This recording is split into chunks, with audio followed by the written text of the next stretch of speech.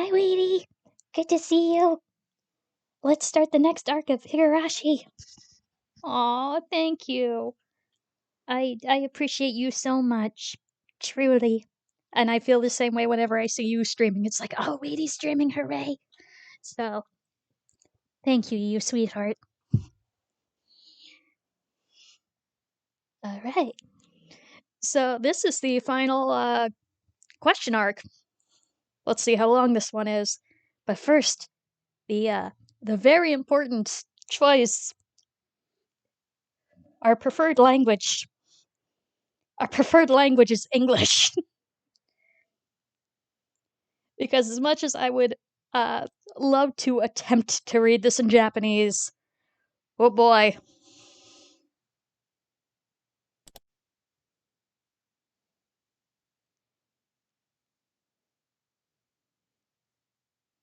Thank you, Manga Gamer, for actually, releasing these.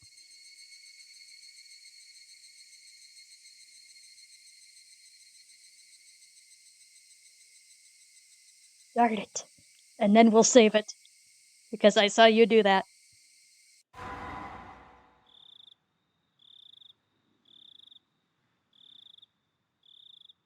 Himatsubushi. For you, the final mystery. I now entrust you with all the mysteries hidden within Higurashi when they cry. However comical it may be, if you reached any conjecture, then you have passed.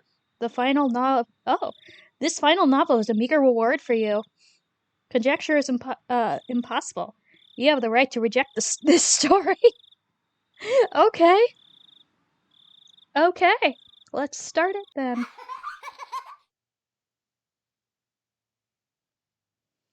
Who's the criminal at, you ask? Don't we search for them in this story? Who's the criminal at, you ask? Do you even know what the criminal did? Who's the criminal? Who's the criminal who killed me now? Frederica Berncastel.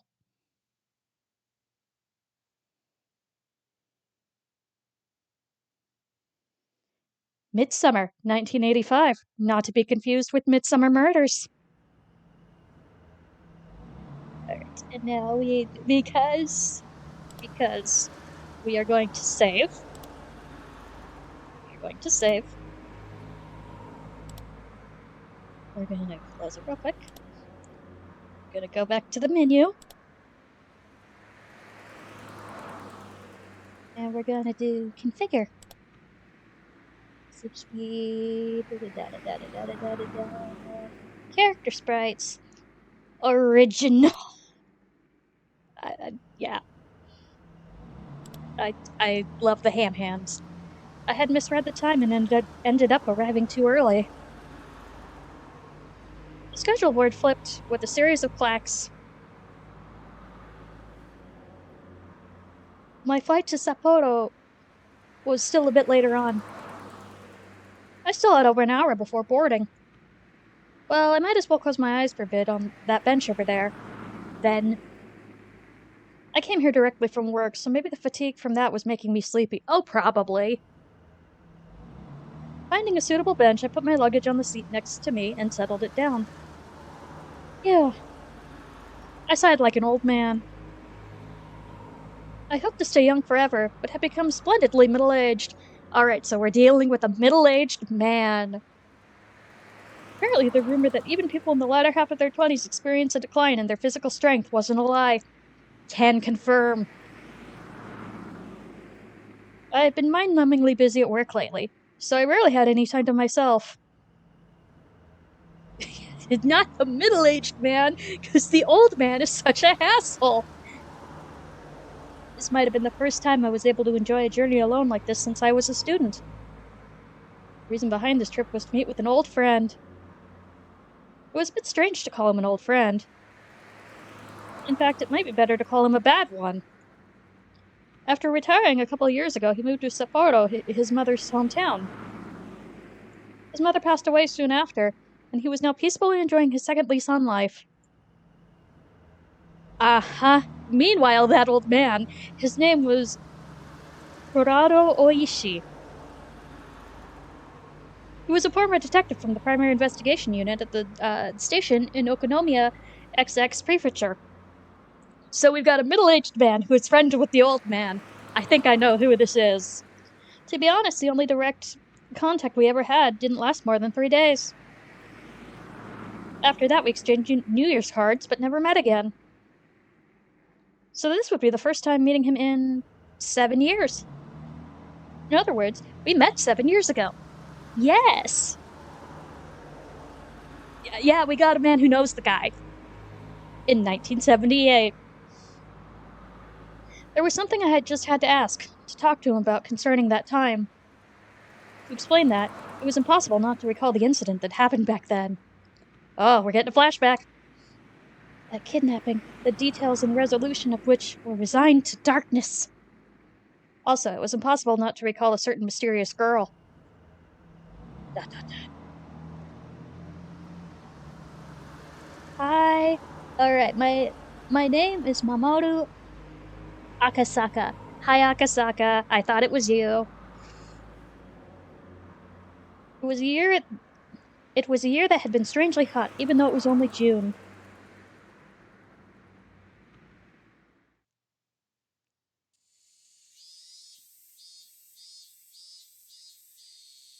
Early summer, 1978. Goodbye, teacher. Okay, bye. Watch out for cars. And don't drop in at a friend's house along the way. Make sure you get your textbooks in order for tomorrow before you go to bed. Clatter, clatter, clatter. Lively sound of children running towards the hallway.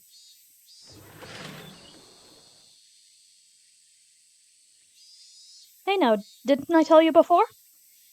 I already have one of those. I don't need any more. The unique high-pitched voices of youth. Their energetic shrill of cicadas went completely unheard of by their ears. Children returning home from school split off one by one from their groups of friends as they went through the intersection of the residential area. Even though there were several of them in a group as they left for school, as they got closer to their homes, their numbers dwindled. That's why the fewer friends you were walking home with acted as an indicator that you were that much closer to your destination. Later. See ya. Yeah, see you tomorrow. He finally parted ways with his last friend. A van was parked at a bend in the road. The window was open and the sound of the radio leaking outside. It must have been the news or something. For that reason, the three of them were arrested for traffic violations and obstruction of justice. The protest against the Hinamazawa Dam project resulting in bloodshed when clashing with the riot police last month, things have become more violent.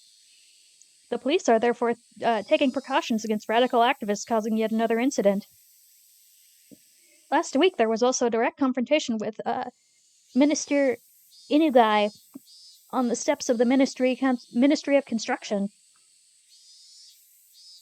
The boy's ears perked up at the mention of the name Inugai. At that moment, a man's face peeked out suddenly from the window of the van. His behavior was a little different than that of a man looking around to see if there was any incoming traffic before he opened the door to his vehicle. His eyes meeting suddenly with the unfamiliar man, the boy panicked slightly.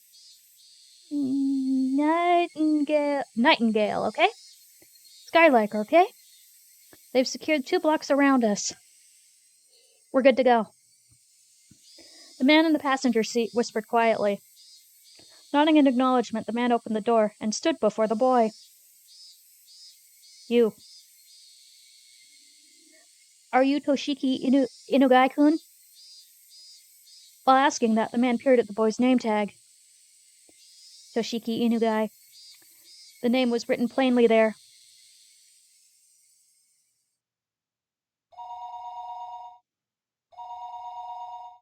The phone rang for the 3rd time. If he reached out, he could easily pick up the receiver. However, he was concerned that if he picked it up before it even finished ringing, whoever was on the other end of the line would think him a fairly cheap person. That's why he normally never picked up the phone until the 3rd ring. Really? Okay. Even though it was a worthless habit. However, he was thinking, there isn't much meaning to waiting for just 3 rings. Wouldn't you be waiting for 5? Wouldn't waiting for 5 be alright? It was very much reality. His mind filled with such trifling thoughts as he picked up the phone after the third ring and finished it, and the reverb dampened by his actions. It's been ringing for more than 3 times, just so we're all aware. Yes? Hello? Hello? He knew that sometimes due to a malfunction at the switchboard, calls didn't connect well. At those times, it was best to hang up and let the person on the other end call again. Thinking that the moment he began to hang up the phone, he sensed that he was definitely connected after all. He felt the presence of a person on the other end of the line, keeping silent. Hello? There was no way he didn't hear this question. What was the meaning of this? It wasn't like he didn't know that people could use silent calls to harass others. However, he never received a call like that until today. Maybe he was just lucky but he didn't believe that he would receive such a call on the phone. There were no direct calls to or from this line. Yay, I'm glad you're cozy. Everything had to go through an operator. Therefore, there was absolutely no way a call could be connected unless it was verified and that somebody else was on the other end of the line. That's why he didn't understand how to deal with this silent call, and instead settled into confusion. I don't know who you are, but if you have nothing to say, then I'm going to hang up. Please call again some other time. Intending that to be the parting line, he made to slam down the receiver. It was at that moment that the person on the other end spoke for the first time. Didn't say who you were, so I was anxious. If you're not Minister Inugai, please hang up right away. Couldn't help but be surprised by the extremely strange voice on the other end of the line. Was there a human alive that could speak with this hoarse and metallic voice? Okay, voice changer probably. No, this was a voice he had heard somewhere before. That was the kind of voice that was on those lowbrow documentaries that they'd use when they wanted to hide their identity of a speaker, wasn't it? Mm-hmm. The voice he was hearing over the line was exactly like that. Who are you? As I said, that's what I want to ask. Are you Minister Inugai? He, Inugai, hesitated to answer. Unable to discern the intent of the suspicious phone call, he had a vague feeling that something was off. He thought about hanging up the phone and asking the operator who initiated the call. However, he forced himself to restrain that urge, and for the time being, chose to state his name and listen. That's right. This is Inugai. I said my name. Now you say yours. My name doesn't matter. First off, let's begin thinking about the situation you're in right now. Right now, you're sitting in your chair, talking on the phone, yes? Then why don't you try opening the lower drawer to your right? The lowest drawer to the right of the minister's chair. There was a lock on it, not enough to function as a safe, but nevertheless, it was a drawer that contained some valuable things. Hi, Liv! Welcome in! That's why Inugai thought that the person wanted some of the important information contained within that drawer. Sorry, but I don't have any intention of opening that. I have no reason to follow orders from somebody who won't even give me his name. If you don't open that drawer, hang up the phone. You will most likely end up regretting that. Why don't you think about opening that drawer first? Inugai didn't like following orders from this suspicious person one bit. However, he was concerned about the man said, regretting it, so he decided to open the drawer. He took the small key he kept stowed in his wallet and unlocked the drawer. His hand stopped right before he opened it. What if there was a bomb inside, and it would explode if the drawer was opened? That delusion took hold of him. Quelled that instinct and opened it. Did you do it? The thing that's in there, do you know what it is? What is the meaning of this? Hey. I don't think there's any need for me to explain, is there? I'll give you some time, so please think about it a little. I'll contact you again later. I'm assuming they've put the name tag or some other, "We have your grandson," in the drawer. Now then, pardon me. Hey, wait. Hello? Hello? The call had already ended. That would not change no matter how much he yelled at it. Even still, Inugai, without realizing that, continued yelling into the receiver for a while. The drawer was still open. On top of the folders crammed into the drawer, it lay there.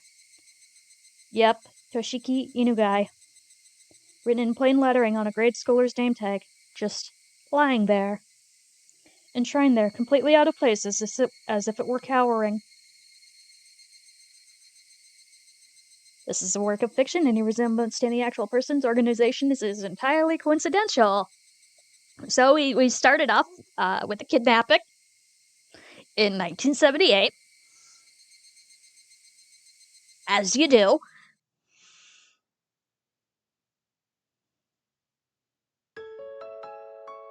Do you remember Yukie? This picture? This is where I first proposed to you. Okay, I think we're still doing Asakawa's still narrating. That brief moment before you nodded back. Probably wouldn't know just how much. It seemed like an eternity to me. Yes, I would have never thought that amount of time could feel like an eternity. Compared to how long I had to wait for you to propose to me, it was. Yeah. From the moment I met you until today, compared to the time that I've spent since I was born, it might only be a brief period, but they were definitely precious, beautiful days that deserve to be called an eternity. That time continues even now. From now on. I wonder if it'll be a boy. Or maybe a girl. Either one is fine. Boy or girl, either way, it's living proof that we love each other. If it's a boy, we'll name it after you, Mamoru. If it's a girl, we'll put the Yuki from my name in hers. Thinking about names is so fun that in the end we still haven't decided yet. There's still time to puzzle over it. Isn't this nice? It's like the kidnapping never happened. Not that long ago of a time, actually. You see, Yukie, there's something I have to apologize for today. It's my job. Sorry. It looks like an annoying bit of work has come up. In the worst case, I might not be able to be there for the delivery. It's fine. You have a very important job. What you do protects the way we live. Compared to you, it's nothing. Please go ahead. When you return, I'll be waiting here with our child. Thank you. Also, I'm sorry. Please don't apologize. If you feel guilty about it, then you can just atone. If I atone that much, no matter how much money I have, it won't be enough. Hee hee. It's a joke. Now, go on. As I left the room, I bumped into an elderly man. It was Yukie's father.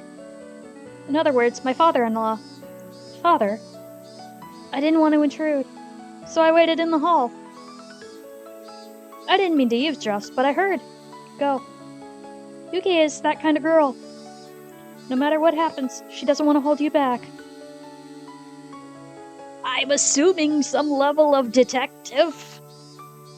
I've forced Yukie to give up on so many things. To put her through all this during childbirth, such an important time in her life, I'm ashamed. If you really feel that way, when you're done with your work, make some time for Yukie. She'll be happier with that, than you passing work off to somebody else. Alright, place your bets. Is she gonna survive childbirth? Thank you. I know full well that you do important work. Be proud in what you do. Yukie is looking forward to your triumphant return. Yes. I jumped into the taxi that was waiting outside. Compared to the time when I first got here, the numbers of the fare meter had grown considerably. That's relatable. It seemed, in the modest time Yukie and I had spent together, wasn't so modest from an objective point of view. Sorry to keep you waiting. Go ahead. No worries. Well, then, off we go. The taxi jerked as it changed gears to accelerate, soon burying the hospital my wife was in behind a throng of buildings. Okay, that was an interesting sentence structure, but we're moving on.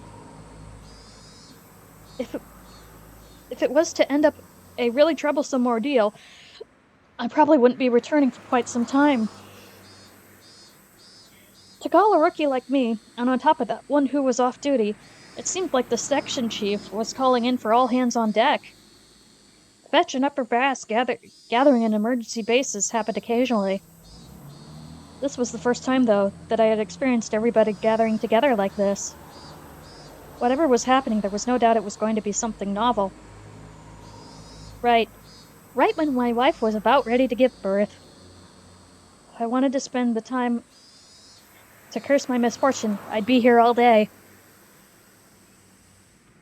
Even the verdant ginkgo trees lining the street that always brightened my mood seemed to be lacking some of their usual luster. Eventually, the government office came into view. Briefly holding my breath, I left the feeling of tension coursing through my body once again. I let the feeling of tension coursing through. Okay. I had to remember the work I was doing was important, necessary, and difficult. I composed myself and sharpened my wit. Ready. The taxi stopped in front of the building.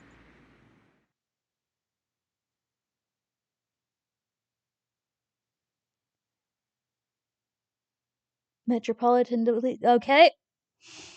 Chief, everyone's here. Akasaka-kun, could you close the blinds? Blinds were usually closed when they needed to use the projector, or if the discussion was going to contain some particularly disturbing content. Blinds were closed with a satisfying sound, darkening the interior of the room. Hopefully this child is fine. But if I need to go hey content warning, here's your hey content warning. Also, Liv, I love your emotes. They are so good.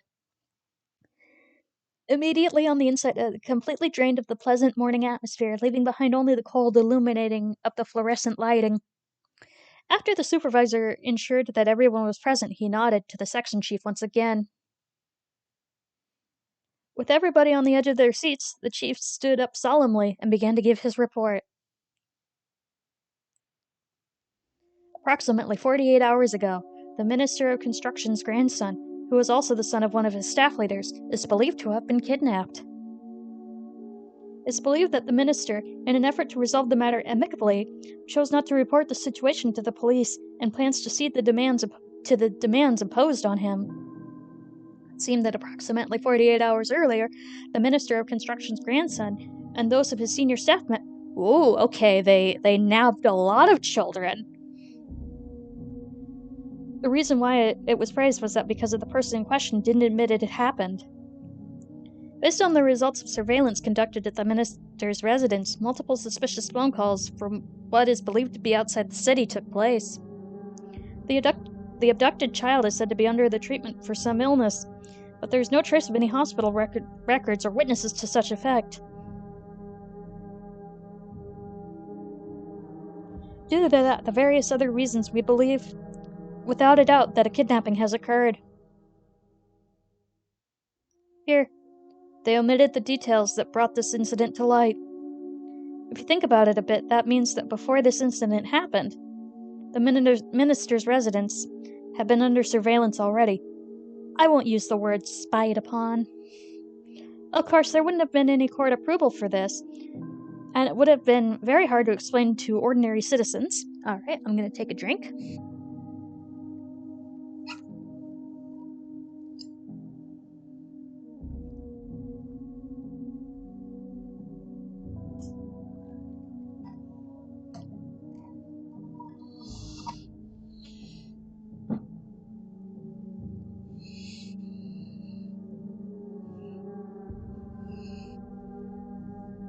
However, it was quite an effective method to catch winds of incidents like this before they got worse. I'd like for you to understand that dealing with these cases before they become a problem is the job of the public safety division. Ugh. Why is he just following their demands instead of reporting this to the police? The fact that the minister can't even trust the police is what is the world coming to? You know, no comment. It seems that the group of perpetrators demonstrated that they have quite a high level of surveillance on the minister themselves when they conducted the kidnappings. Enough to give the minister pause before calling the police. We'll find out right away if you called the cops, more or less. So it's possible that there's a mole close to the minister. Several of the higher ranking members, who seem to have experienced this kind of thing, let out deep sighs. The goal of the perpetrators, their demands, as well as the entire incident, are as of yet, unclear. But in any case, the possibility that this may grow into threatened national interest is extremely high. If their goal was to simply have their demands met for monetary gain, that would have been nice. However, if this was some politically motivated shakeup, things were going to get a lot more complicated. Since we're not receiving any cooperation from the victim, that means that we're not privy to any of the details of the threats or demands. Due to the fact we believe there may be a mole involved in this incident, this investigation is highly classified. Only the people in this room are to know of this. Furthermore, as this case is of the utmost priority, we'll be placing a hold on everybody's normal duties. Understood? After that, the supervisor continued on, tactfully explaining our course of action. If this incident were to become public, then it was possible that the minister's political life would be over. I'll spare you the explanation of how the rest of the dominoes would fall, but in the end, support in the Diet would decline, followed by a no-confidence vote and a snap election. And it might even expand to communist influencers. Okay. In other words, we would want to handle this delicately. Kawasaki and Sakie monitor communications from the minister and the child's residence 24/7. Find out what the minister is doing. Report anything that happens. The remaining members investigate whatever is related to this case as assigned to your units. Focus on your line of investigation on the commies, Reds, and the Confeds. Don't discount the possibility of foreign involvement either. I've experienced one or two unamicable situations before. This, however, was the first time I'd seen things get so hectic. Several sophisticated conversations were progressing without the involvement of a rookie like me. I didn't intend to be timid, but I couldn't hide my confusion at the unfamiliar situation. And to cover that, as for Akasaka-kun, I snapped back to the alertness upon hearing my name called. Yes? You investigate the environmental groups that have petitioned the minister. Among them, there's a group, that group protesting the Hinamazawa Dam project that made the papers. Make sure you investigate them thoroughly. I doubt this act is some citizen group, but we have to eliminate every possibility we can. Understood. So those opposed to the Hinamazawa Dam project. It's probably best if you go to the location personally. Get some information from the local authorities. They're a fairly radical organization, so the Public Safety Division there should have them marked as well. Understood. I'll head over there. Your wife, she's almost ready to give birth, isn't she? I apologize for the timing of all this, but I'm counting on your cooperation. We can't take our time with this, so we just have to brute force it with our boots on the ground. Yeah, I know. My wife hates to interfere with my work, with her circumstances anyways. Sorry, and thanks. So then, as for Kawasaki-kun and Saeki-kun, to support your... I didn't want to take a business trip when my wife was about to give birth. Even if I was a little busy, as long as I was in Tokyo, I could head to the hospital right away. On assignment, though, that would be difficult. Even so, I knew the work that I was doing was important, and fully understood that I was in no position to be so selfish. I'd have to make it up with my wife for having to be away at such an important time. My wife, Yukie, would probably forgive me with a smile. If she lives! The only thing she could hate doing would be holding me back. My male ego, though, at least wished she would have tried to stop me. If I could reach into the screen. Sorry, Yukie.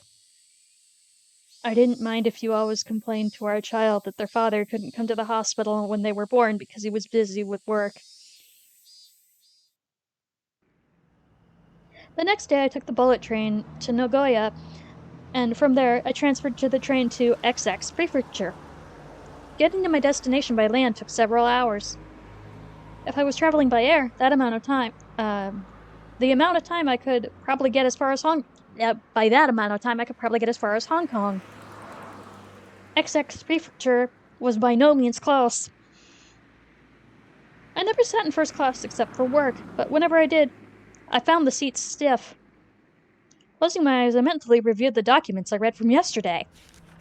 The group under investigation, the Onigafuchi Defense Alliance. They were a group of residents opposed. What? Hi, Zerk! Yeah, really, what even?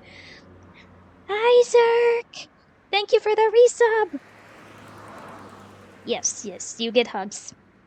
Let's see if my things work today.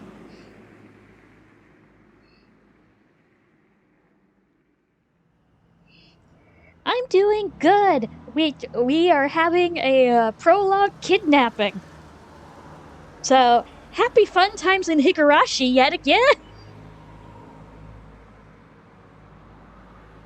Ugh, rip. Well, hi, Dally. Yeah, I don't know why my whatchamacallits aren't working, but my commands aren't working, but whatever. Hi. Their group of residents opposed the development proposed under the Hinamazawa Dam project. The local protesters were quite heated and were getting more radicalized. Even limited to what was written in the newspapers, there was bloodshed that occurred during a clash with riot police. Interference with the dam construction, too many to count. So yeah, we are currently in 1978. We are a detective, and there has been a kidnapping of the Minister of Construction's grandson. The number of petitions, sit-ins, and direct appeals to the relevant organizations were innumerable. As an extension of that, there was a direct appeal to the Minister of Construction the other day. This was the reason why we were investigating this group in the first place. The land that they lived on was going to be submerged, so it was no wonder that they were going into a frenzy over it. Even given that, though, could they really be capable of doing something like kidnapping the Minister of Construction's grandson in order to halt the project? I mean, clearly he's been kidnapped! From my take on it, I had serious doubts. Okay. This kidnapping plot was extremely sophisticated and complicated enough that I believed there was some political backing. This wasn't something that could be pulled off by a group of local protesters. Well, just like the chief said, the plan was to eliminate all possibilities. While I'm in XX police reference room, taking my time investigating the higher-ups in Tokyo would probably solve the case. Without my involvement entirely. Even if that was true, I couldn't regret being away from Tokyo while my wife was ready to give birth. By the way, his wife is ready to give birth. This was work. There was really nothing I could do. Ding dong! The announcement that we would be arriving at our destination soon snapped me back to wakefulness. Gogura XX Prefecture. Public Safety Division. The Onigafuchi Defense Alliance? Yeah, they've been quite active around here. The Prefectural Public Safety Department already had the documents and a cup of tea ready and waiting for me. How nice. The short of it is, they're a group of residents opposed to the dam. Really, it's probably better to say that every resident living on that land is going to be submerged is rising to action, though. Like the old saying, fight to the last. They're a determined and well-prepared lot. It'd be nice if they drew the line at just being a moderate residential organization. The stack of papers they had prepared for me in the document room was by no means thin. At first, they were pretty much your average citizen's initiative, but ever since that incident with the riot police, they really started to heat up. Now they've got a violent mentality on top of growing increasingly radical. Violent organizations usually indicate that ones that enforce their own ideology without regard to the democratic process. You're going to submerge their houses. Breaking that down, many of those organizations held extreme left revolutionary ideologies. Considering that, I couldn't help but be surprised that the citizens group would end up going this far. Radical citizens movements happened occasionally. It seemed, however, that the group was nothing as trifling as that. It seemed that I would have to reconsider exactly what this Onagafuchi Defense Alliance was. The Defense Alliance demands, in other words, the withdrawal of the dam project. How far would they go to have their demands met? The kidnapping of the minister's grandson was classified. That meant, of course, I couldn't tell the XX prefectural department about it either. That's classified. As you know, there were arrests after last week's confrontation with Minister Inugai. There's enough reason to believe that they could use illegal means to assert their demands. I skimmed over the list of criminal records related to the Onagafuchi Defense Alliance recorded in the documents. The contents were all violent, not giving me the barest hint of feelings that these people were trying to uphold the law. Could you give me a basic rundown of the types of illegal activities the Onagafuchi Defense Alliance are engaging in? Chief opened up a manila envelope, fished out several unorganized sheets, and spread them out on the desk. You do your own theory board. It seems that the raids on the construction site are the most common. At first, they were committing relatively petty crimes like cutting power cords, jamming locks, and breaking the officers' windows by throwing rocks. Of course, what really happened first were things like demonstrations, sit-ins, distributions of pamphlets, lively but democratic forms of protest. However, then the demonstrators and police clashed, which started a riot leading to numerous injuries and arrests. It was from then on that the Onagafuchi Defense Alliance, like their name implies, began to take more demonish forms of resistance. If the raids were frequent, didn't the local police up their patrols? Well, of course. They were on full alert, but they were up against the locals, you know? There wasn't much the police could do if they were sneaking around under the cover of darkness. You might as well label in the entire map of Hinamazawa village around the dam construction area enemy territory. Wow.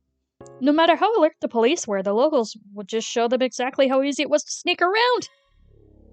Actually, it was after the police upped security that the protesters started getting even more extreme, as though they were being provoked. Thank you, Weedy. See here? Can you tell how things started to heat up? And an office set on fire. And the destruction of heavy construction equipment. Destruction? They couldn't have used explosives. No way. You see, they crammed the gas tanks full of sugar cubes. Uh-huh. Okay. We've seen that technique before. If they do that, it fouls the engines. Even in Japan, it seemed that there had been people doing that to the vehicles of occupying forces right after the war. Compared to the misdemeanors like breaking windows, it was extremely violent and aggressive. After being toyed around with to that extent, the local police have completely lost face. The arson was a bit much. After that, the local police drastically increased the number of personnel they had stationed there around the clock. The raids on the construction site quieted down for a bit after that. They used the word quieted down, but that was still smack dab in the middle of a list of crimes. See, after that they found the attacking the site had become difficult. They started resorting to personal attacks. The first people targeted were the construction workers. After that, there was silence. What was being described to me was guerrilla war fought in the jungle. Threats and violence against the workers. Harsh words and harsher rocks were thrown. Bigger rocks. There was quite a list of accusations here, but that's not a whole lot of convictions. Of course not. First of all, there is no witness.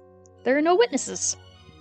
On top of that, even if we identify the perpetrators, they have alibis coming out of the woodwork. Question mark? What do you mean by that?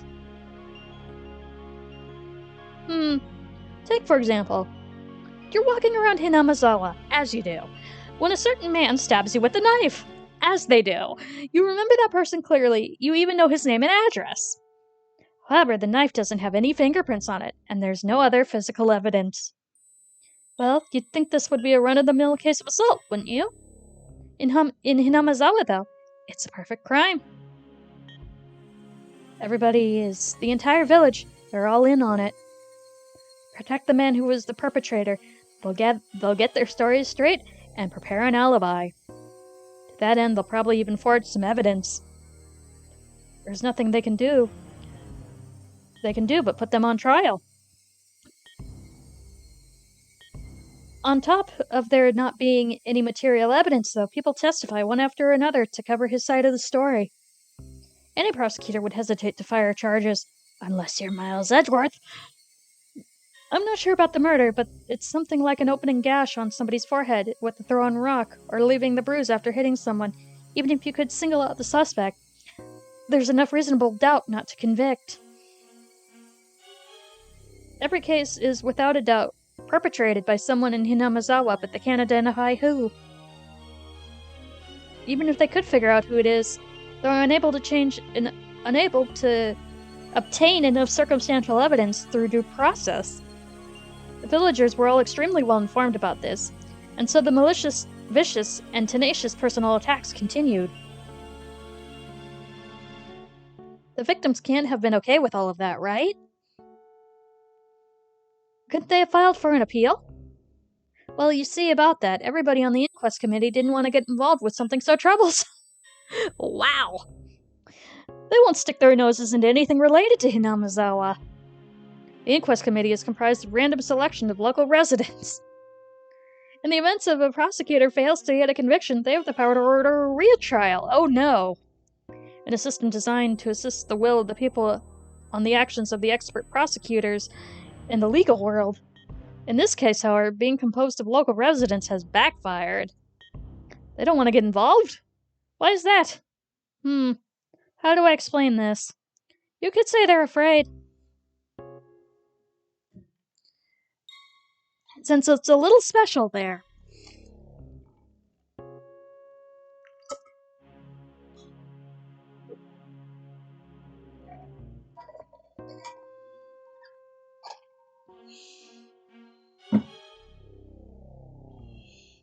Special? Is it an outcast community? No, it's a little different from that. Well, just think of it as them being afraid. It's a little hard to explain just how. Oh, right, there's an easier way. Aw, I'm glad everybody's cozy. Wiping his forehead with a handkerchief, he opened a file labeled as a list of the members of the Onigafuchi Defense Alliance. The power of the Onigafuchi Defense Alliance, you see, is the fact that they count many people among their members who are influential in the neighboring areas. Could you take a look at this?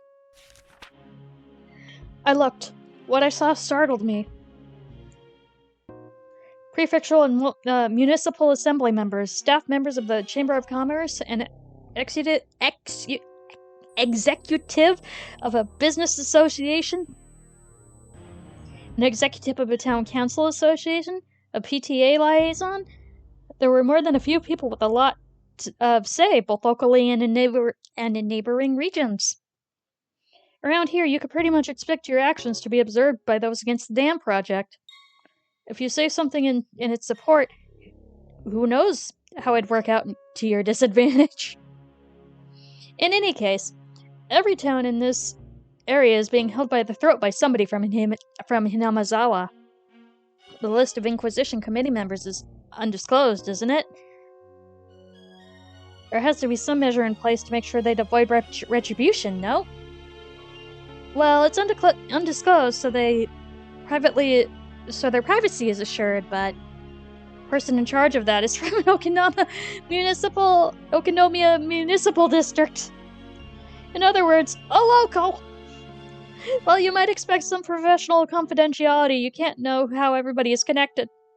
The people from Hinamazawa have a lot of tight bonds in that regard. When you consider the obligations and duties of people that have to the region, the web of information thereby formed is nothing to scoff at. They got connections inside of their connections inside of their connections.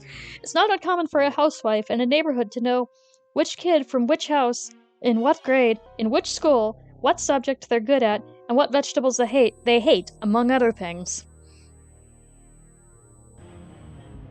You see, there's a Yakuza organization in there with organization here with strong ties to Hinamazawa and the surrounding area.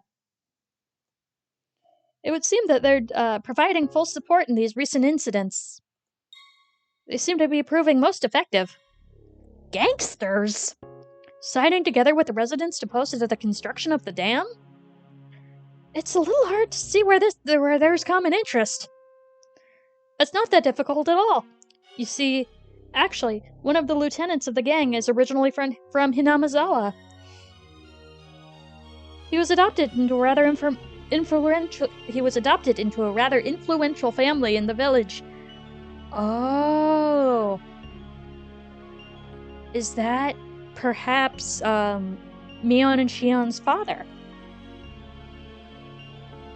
Exactly what was this Hinamazawa? I had thought it was some desolate, rustic village. Oh, honey, you got a big storm coming. However, for some reason, they exerted a strong influence on the surrounding areas and had a strong sense of unity. They would protect their village by any means necessary, even if it meant resorting to violence. The chief had said that they were afraid because there were numerous influential people living there. But somehow I got the feeling that they were all afraid of the village itself. There was something clearly different from what I had read in the documents in Tokyo.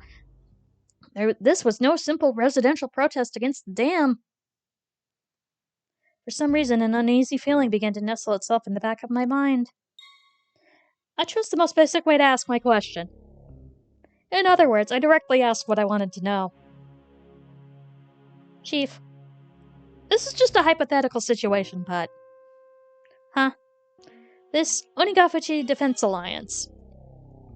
In order to halt the dam project, do you think they could, say, threaten somebody important to accomplish that? The chief replied immediately. It's possible. Truth be told, they've already gone to municipal and prefectural offices, as well as local offices in the Ministry of Construction, and done things that could be considered as intimidation. Aw, thank you, I appreciate it. Several of the workers' families have also reported that they're being followed around by some suspicious people. Well, that would make sense. To halt the progress of the dam, they raided the construction site, destroying the heavy machinery, and lighting the construction office on fire. That's how happy they are with how things are going. If they didn't have any qualms about doing that, threats and violence against people related to the dam would probably be no problem. But that was it. Even your everyday hoodlum could use threats and violence. However, this time, it was the kidnapping of the minister's grandson, an abnormally high-level crime. Abnormally high. Not only was pulling off the kidnapping difficult in the first place, but so was the maneuvering to have the minister surrender to their demands immediately. There was no way this was a work of amateurs. Did these people have the power to enact that large of a crime? This was the heart of the matter. Was the Onigafuchi Defense Alliance an organization capable of pulling this off? In order to ask that question once again, I chose the most basic method. Again, hypothetically, do you think they could have kidnapped a relative of someone of political importance? There's no way they could pull off something that big. That was the answer I most hoped for. If it was the answer, my work was as good as halfway done. I might be able to get back in time for my wife to give birth. That was how it was supposed to be. Chief, without a hint of hesitation, replied, "They just might. There's no telling how far they'd go. Sorry, Yukie. It seemed like my work wouldn't end so simply after all."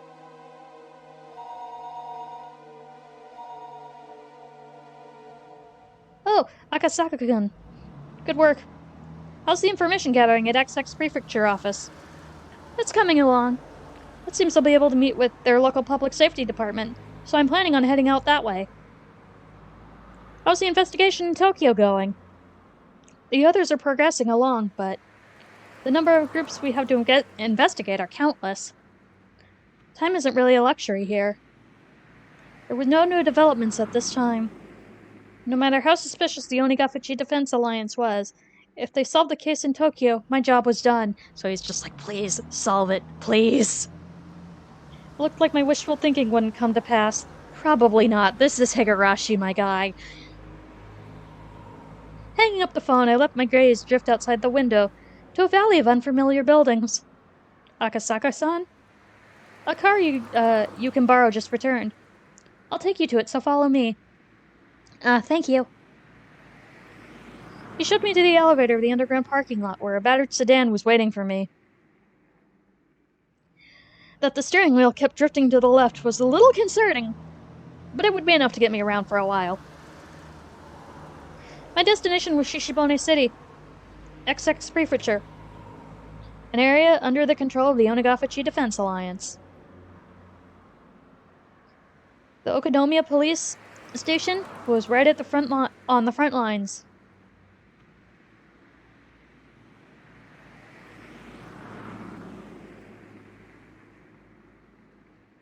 Okay.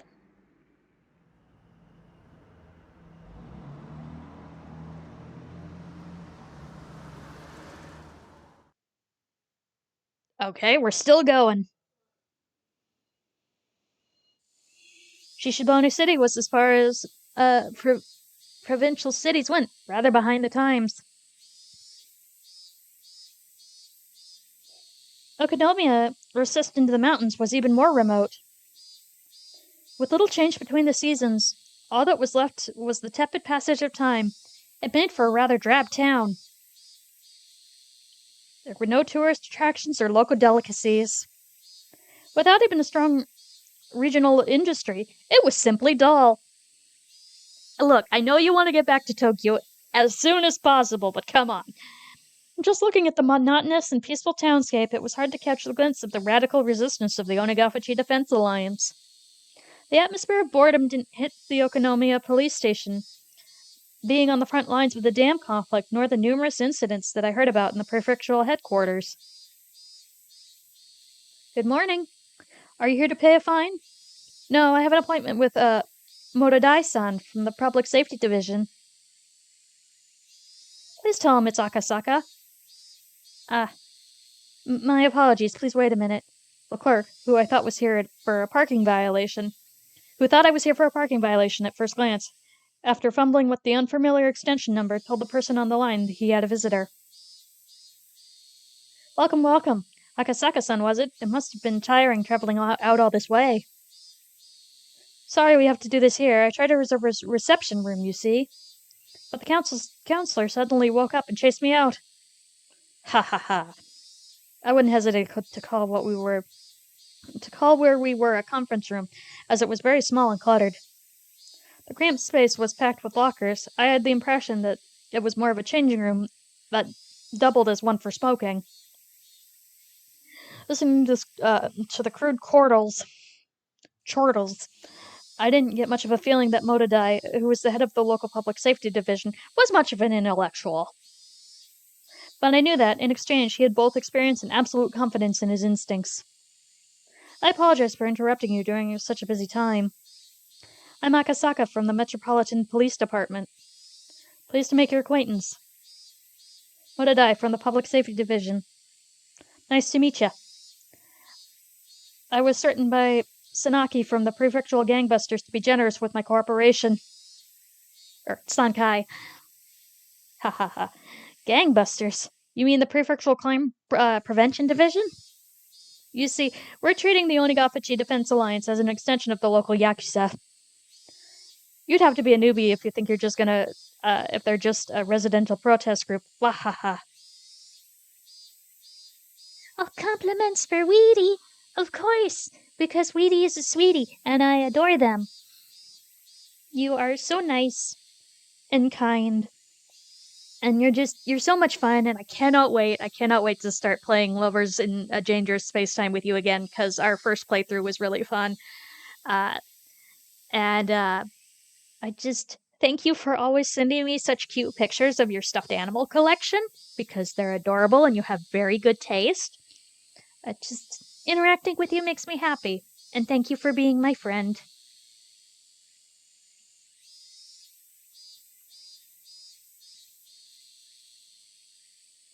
They said that the prefectural office, too, that the Onagafachi Defense Alliance was linked to the local mob. If I recall correctly... Oh no!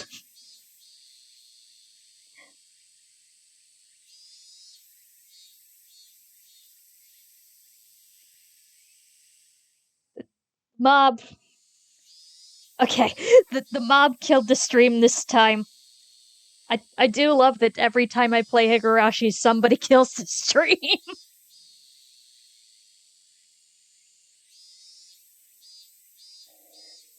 If I recall correctly, the adopted son of somebody influential was a lieutenant in that gang. Get back to it. It's the other way around. Hold on. It's the complete opposite. The Yakuza put up the protest group as a front to justify their actions. Just think of it like that. Completely the other way around. Ha ha ha. Mudadai just was about rolling with laughter. This was slightly different from the info given to me at the prefectural office, but somebody embedded locally would be more knowledgeable. While we were talking, occasionally some people would seemed to be detectives would come in and take charge, or come in and change. One of those individuals, noticing Motodai's guffaws, came up to us. It is him. I was wondering what you guys were talking about. Yufufu. Hi, Leishi. I didn't miss you. Oh, Kura-chan! Perfect timing, why don't you join us? This here's Inspector Asakasa. Who just came all the way from the Tokyo Police Department. An inspector? I'm still a rookie. My name is Akasaka, pleased to meet you. It must be nice to be so fresh-faced. Did they hire you this year? I couldn't help but think I was being ridiculed. So I only responded with yeah, it's him, responded with a forced smile. I could tell that this new person was like Motodai, the type of person who had confidence in their instincts and experience. I really didn't like those types of people. Let me introduce you, Akasaka-san. This is Oishi-kun from our investigation department. Investigative. Regarding the S-file you were asking about, he's familiar with it. S-file? Surely not for Sonozaki. S for Sonozaki! If something is an S-file, it means it has something to do with the Sonozaki family. It's something of a code name. Sonozaki? Come to think of it, I remember when I was poring over the documents at the headquarters, there were quite a few people with popping up with the last name of Sonozaki. If I remember right, there's a Sonozaki who is one of the executives on the Onigafachi Defense Alliance. I'm pretty sure they're the treasurer. The two of them were surprised when I rattled off the post that the Sonozaki held. After a moment, both of them erupted into laughter. Akasaka-san, was it? Nyahaha. You're quite the studious one. Could it be that you've memorized all the central figures in the Alliance? Ha ha ha ha. I wouldn't say I've memorized exactly, but I have at least read the list of the Onigafachi Defense Alliance executive. Nufu. Then who are the president and vice president? The president is the mayor of Hinamazawa, Keiki Miyoshi. The vice president is the priest of the local shrine, Furude. The treasurer is Osanozaki. The auditor is Makino. Oh, thank you, Liv. Will do. So basically, the mayor and... Yes, thank you for the lurk. The mayor and Miyonishion's grandma and Rika's dad are all on this committee.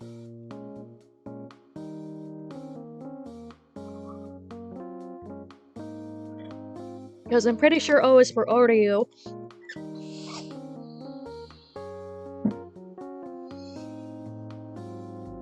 I'm not sure who Makino is, though. Anyway.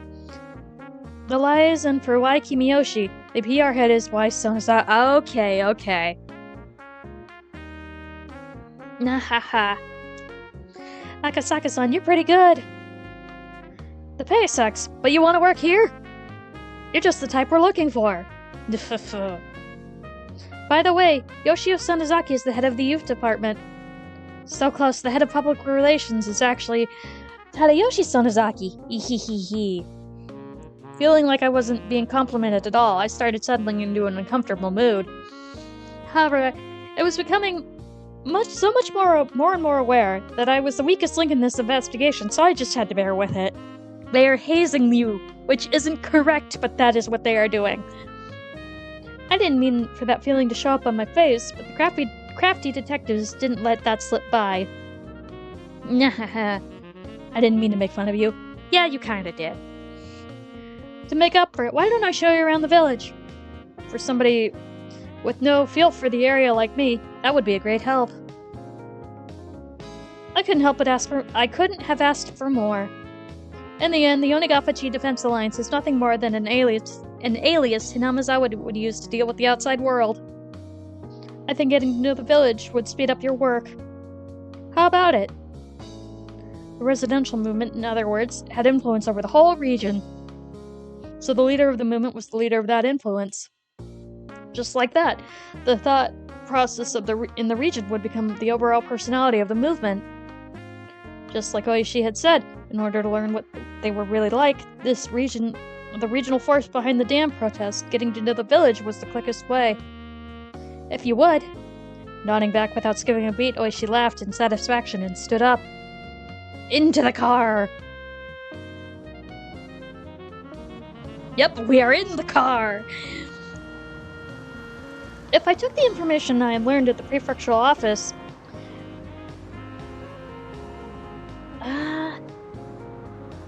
Well, that depends. That depends on how much salt you want to intake. If you're feeling like you really want the salt, I'd go with the ramen. But if you feel like maybe that's a little too much salt, then maybe go with the sandwich. Or do you really, really want noodles?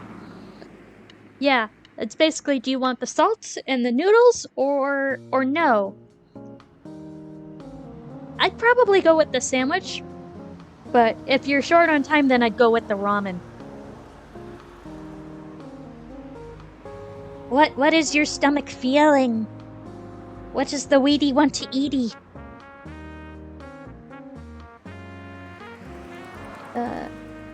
Okay.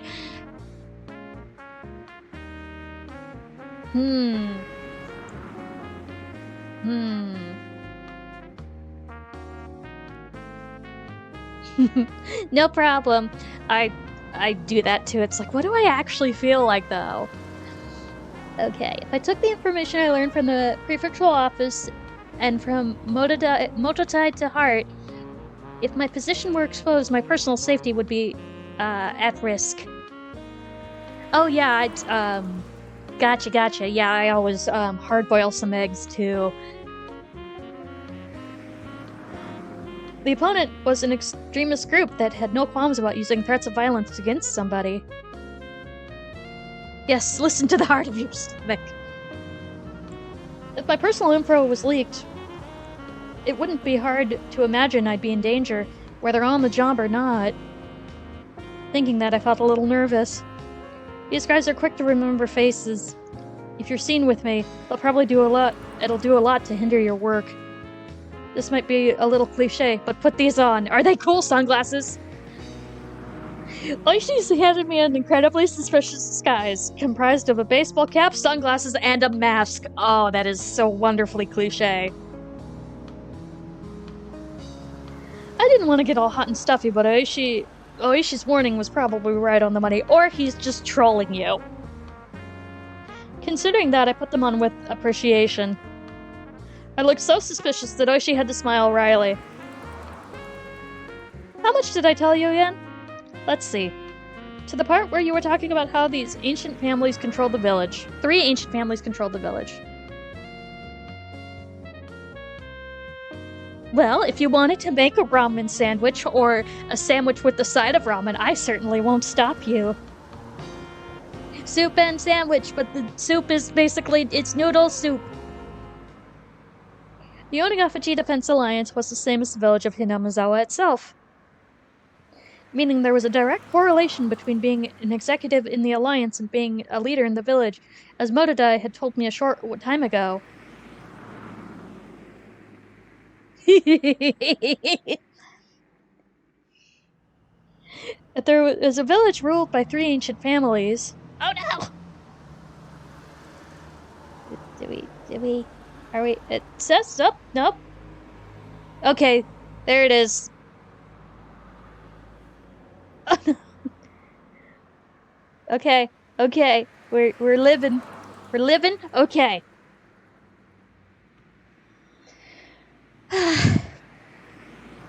I love my internet, I say with mostly sarcasm, but I also don't want to enrage the gremlin that lives in there. And it would mean that the Onagafachi Defense Alliance was ruled by these 3 same families. What did the documents of the prefectural office say? Blah, blah, blah. About the leader of the Defense Alliance or whatnot. The documents I was using were classified. If I responded to Oishi's question, it'd be a breach of security. However, most likely. This man, I judge, was more well-versed in the situation than any other... Oh! Yay! I'm glad. Welcome back, everybody, from our small trip to the void. Versed in the situation than any of the documents of the prefectural police department, so I decided to answer for him. Will do. Thank you, Zerk.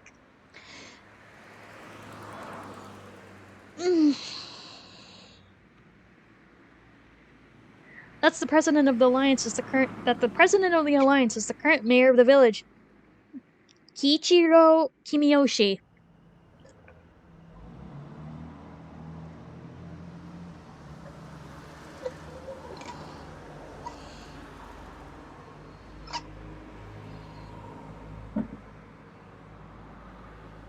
Oishi, upon hearing that, let out a small chuckle. For him to ask like that and to laugh at the answer, as it was recorded in the documents, meant that this wasn't the case in reality. So then, that means there's somebody else other than Kimiyoshi behind the scenes. Contrary to what the prefectural office thinks, rather, what is commonly known. Old man Kimiyoshi is nothing more than a figurehead. In the first place, the post of mayor in that village is nothing more than ceremonial. In other words, there's something else in charge of both the alliance and the village?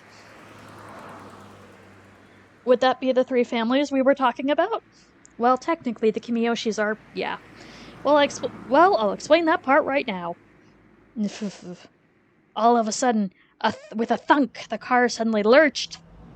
The paved road had given way to a gravel one. At the same time, the scenery outside the window changed. The Hinamizawa Dam project must be withdrawn. Overturn the shameless puppet of a governor. Dam will submerge the natural beauty of Hinamizawa, and also our lives. Protect the village from the unethical dam. Fear the wrath of Oyashiro-sama's curse. Demolish the dam. Those involved must go away. Just leave. The construction office must respond. The office manager, XX, must negotiate with us. Signs and banners crowded the roadside. Even reading the brush-scrawled words was daunting. It was as though where the road had just changed was a border into a different country. At that moment, I was startled by the car suddenly braking.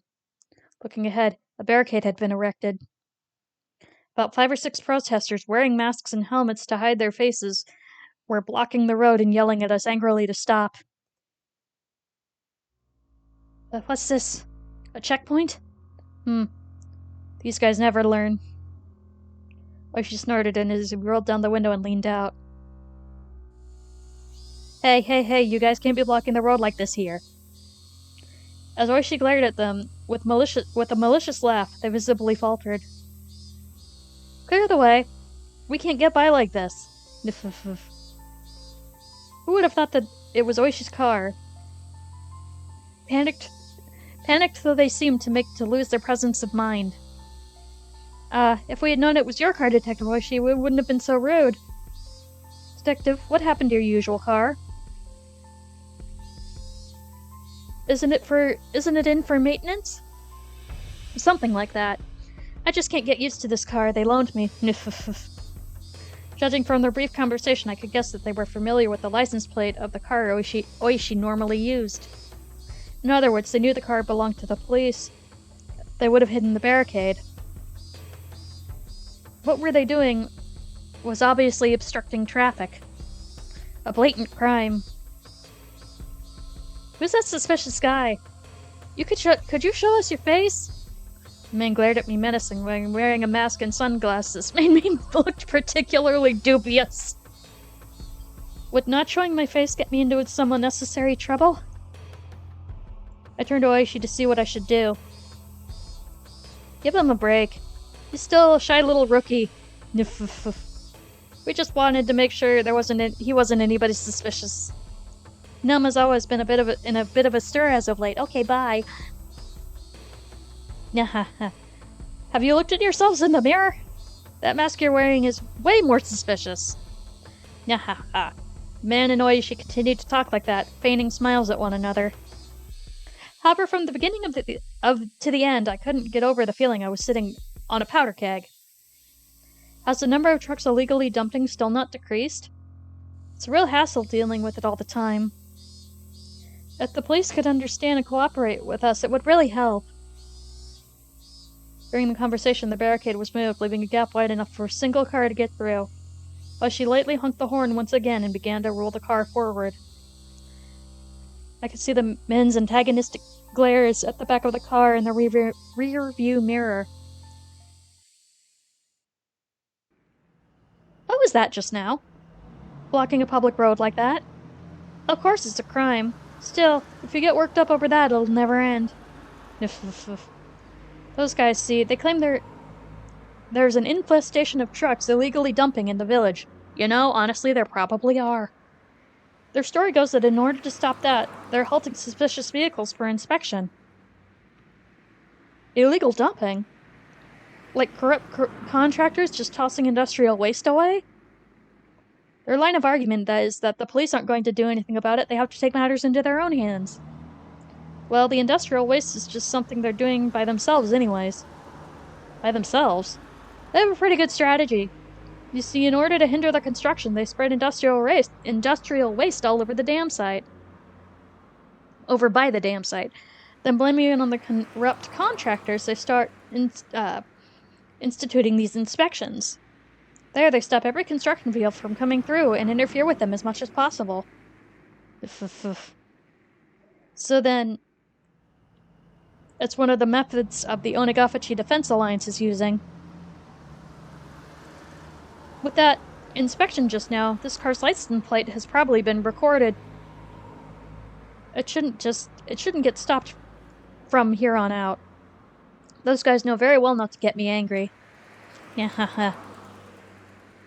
See, rumor is, if they figure a car is related to the construction in some way, not only would there be checkpoints stopping it at every turn, but they'd be throwing rocks and planting road spikes as well. It's best you be careful so you're not identified. If I find out you're from public safety, who knows what you'll suffer through. She was acting like we were talking about something fun, but for me it was no laughing matter. It almost feels like we wandered into a civil war in the Middle East. Oof. Nah, that's a good way of putting it. Maybe not. That's pretty much just what you said. But she turned to me with a grin and a menacing laugh. You see, this here's a war zone. Car slowed down a bit as it went down a narrow road through some farmland. You see that house in the forest over there? That antiquated one? Are you gonna come back up?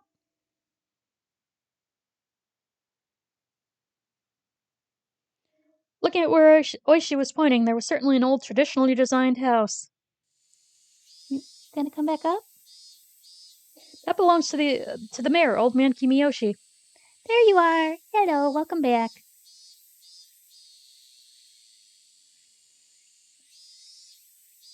You could say it belongs to the main Kimiyoshi house as well. There's a lot of branches, but oh, she's coming. Oh, she's coming. Hi. Can you get off the keyboard? You get off the keyboard. I love you.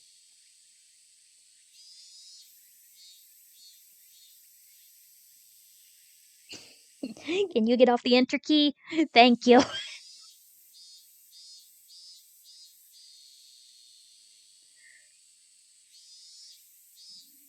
Yeah, it's Hazel. I wish my commands worked. I don't know how to fix them, but it's Hazel. It is my good girl. There are a lot of branches, but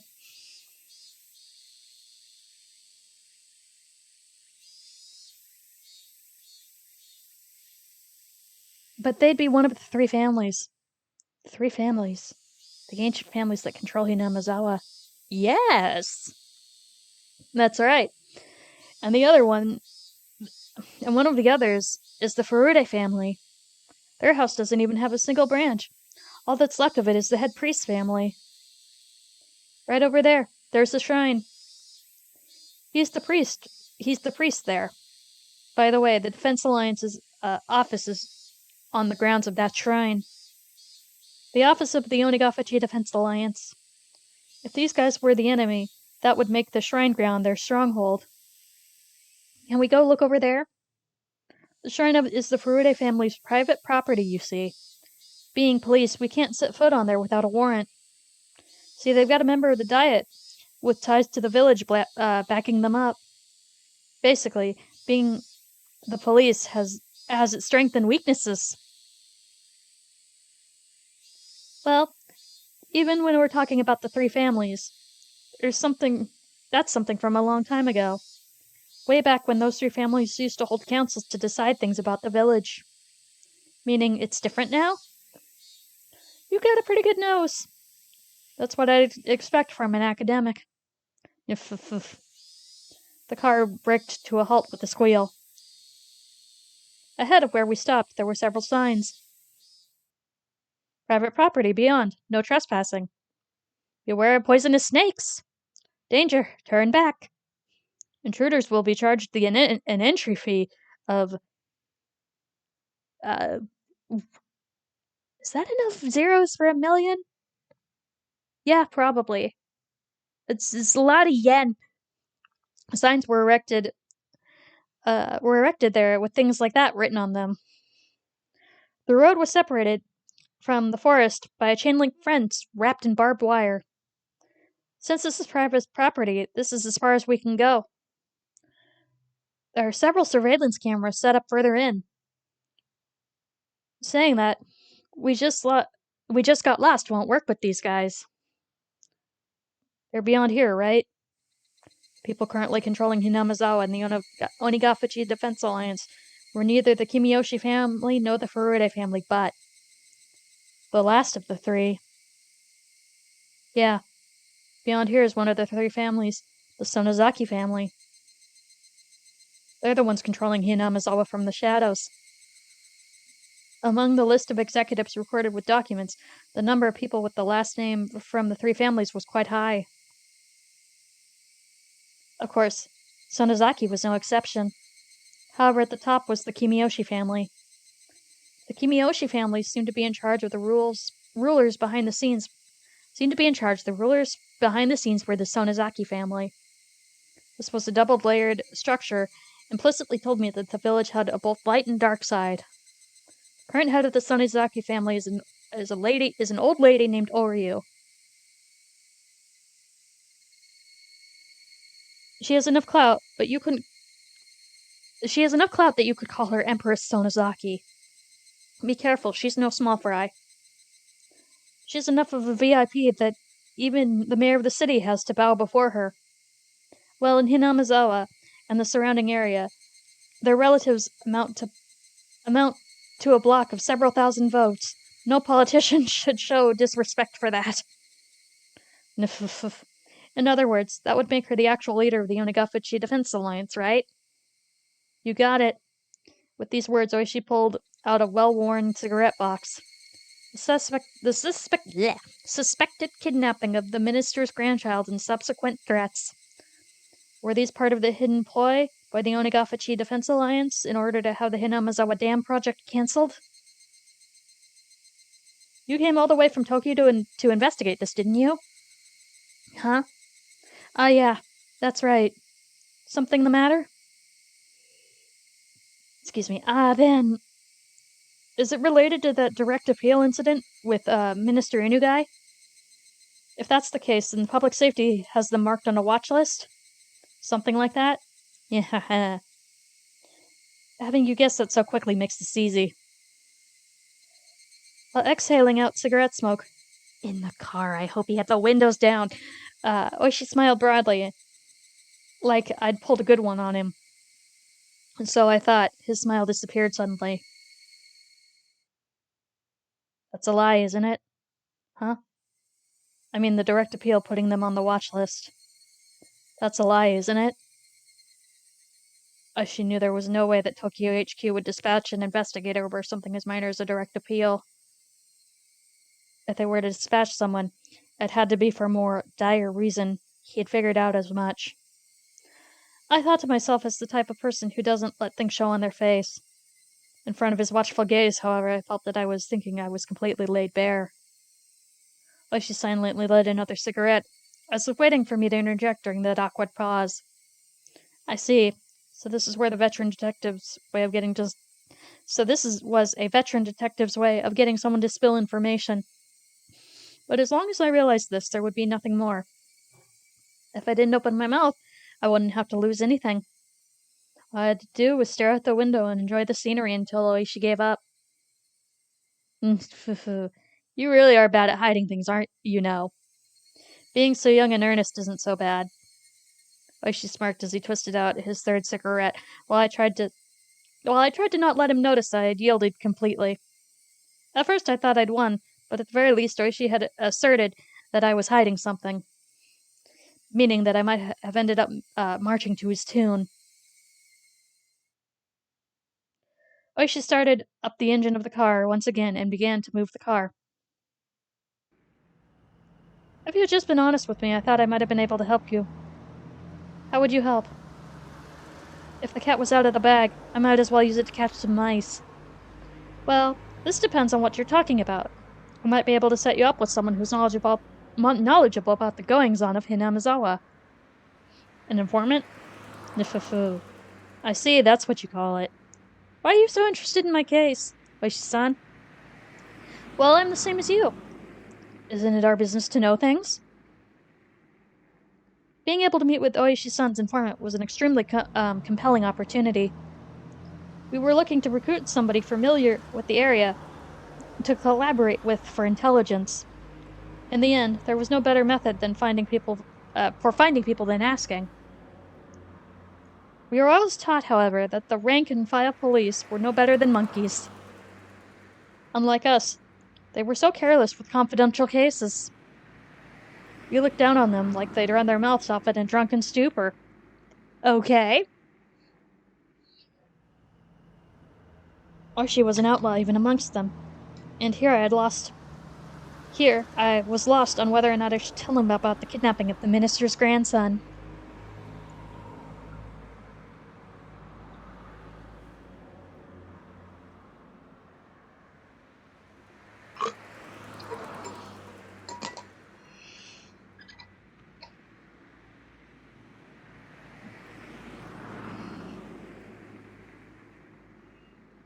This informant, exactly how knowledgeable are they about the Onagafachi Defense Alliance?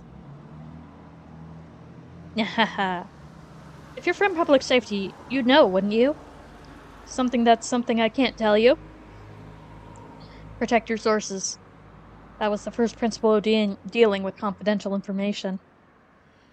In that regard, it seems that Oishi wasn't the one with one of those monkeys. Should I trust him to ask for help or not? It's just that when you work with the feds, and I work for the prefecture. I don't think that our jobs are all that different. I think I can be a help. However, I had trouble believing that this crafty old man would simply help me just like he claimed. I find it hard to believe that someone of your standing would help me out without strings attached. Nyahaha. Well, it's not like I'm completely without an ulterior motive. As I recall, you guys have a space in your budget allocated to pay for informants, right? Something you don't need to submit a receipt for. Just a little bit of that would be the cost of meeting with the informant. In other words, give the compensation earmarked for the informant to you first. Well, it helps that the details of this deal are so clear-cut. He certainly was something else for being able to brazenly state his ulterior motive like this. Rather than him doing this out of the kindness of his heart, everything was a lot clearer if he was being compensated for the deal. I felt that he was the type of man who was good at these backroom dealings. Don't misunderstand me, please. It's not me who needs the money, it's the informant, okay? Well, in regards to the payment, I'll be handling the money. When do you want it? Right now would be good. If you don't have it on you, tomorrow works as well. I pulled out a wallet different from my personal one. The price was pretty much fixed depending on what kind of information I was paying for. In this case, the payment was up front, and considering the fact I didn't know what kind of info I would get, I shouldn't pay too much. When I suggested that, Oishi suddenly stretched out his hand and tightly grasped the contents of the wallet. At times like this, it's best for you to not be so stingy. Oof! You are being coerced. It's alright, It won't go to waste. I understand. I won't be stingy. And? What kind of information are you looking for? Depending on what you want, how we approach this will probably change. You swear you won't spread this information to anybody else? Oishi-san? I can't swear as much. I'm the same as you. I can't withhold information obtained during the course of my duties. Nyahaha. I got it, I swear. Nothing here gets said anywhere else. On top of that, thanks to you, I can pay back what I owe for my Mahong debt.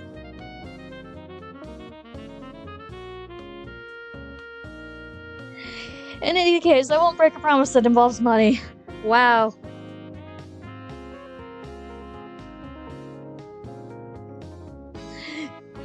I guess the mahjong parlor got heated. Nifufu. I was still unsure if I should trust him until the very last moment, but in the end I broke down. Aishi wasn't the type of guy I could trust 100%, but there was no mistaking he had access to underground information networks. In order to accomplish my mission swiftly, I needed his cooperation. I set my resolve. I'm investigating whether or not the Onagafachi Defense Alliance is related to a certain incident. Certain incident? There's a possibility that the Minister of Construction, Inugai, is being coerced by someone. Saying there's a possibility is kind of a roundabout way of putting it. It appears that there's a mole close to the minister. And due to the mole, the minister had been monitored quite thoroughly and was seemingly forced to cede to their threats right away. None of this was reported to us or the police. I see. So that's why you're saying there's only a possibility he's being coerced. In that case, isn't it a little strange? The minister didn't report this to anybody. How did you guys know about this incident? We didn't spy on the minister's private life. We would have never found out. I don't think we have to provide that explanation to the informant, so I'm omitting it. Oishi had apparently caught on and quietly chuckled when I refused to explain. I see. He was a spy close to the minister, so the public safety made it a highly classified investigation. That certainly isn't a very amicable story, is it? If this matter became public, not only would this affect the minister's political career, but the possibility of there being a shift in the political landscape is extremely high.